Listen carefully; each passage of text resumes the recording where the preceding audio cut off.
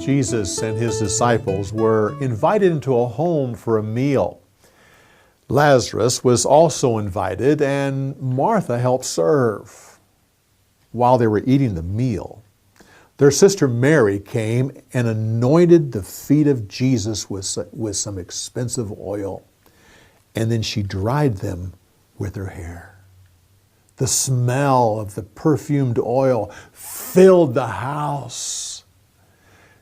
Judas Iscariot said, "Lord, this oil was wasted.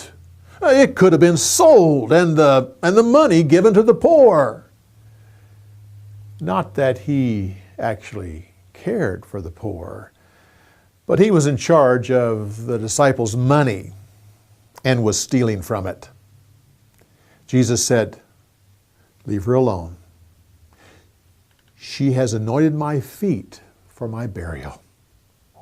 And wherever the gospel is spread throughout the entire world, people will hear what she did. The next day, Jesus went to the Mount of Olives. He told two of his disciples to go into the village. There they would find a donkey with her colt. They were to untie it and bring it to him. He said, "Now, if anyone asks you what you're doing, just simply say, 'The Lord has need of it.'" So they went into the village and they found the donkey with her colt.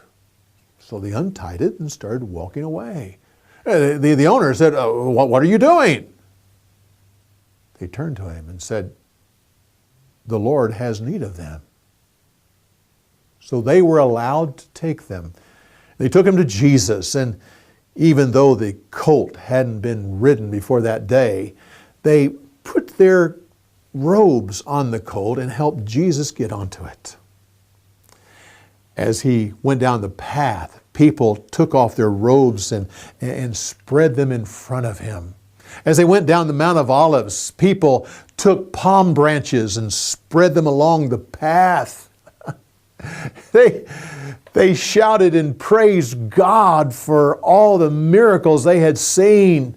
"Blessed is the King who comes in the name of the Lord." As they went along, they shouted, "Hosanna! Hosanna to the Son of David."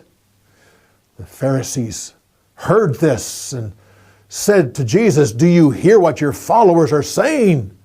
Tell them to stop." Oh, Jesus said, if they would stop, the stones would start to cry out.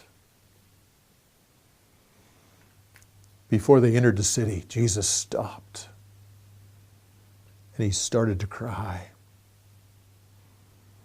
He said, "Oh, Jerusalem, Jerusalem, if you had only known this was a special day for you, a day for your peace.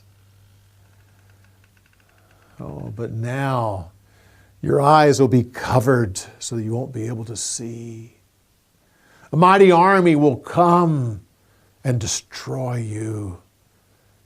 And all because you did not recognize this day when God came to you." He and the crowd then went on into Jerusalem. The entire city was moved by this event. Visitors from other countries said, "What is going on? Who is this?" Oh, they said, "This is Jesus, a prophet from Nazareth."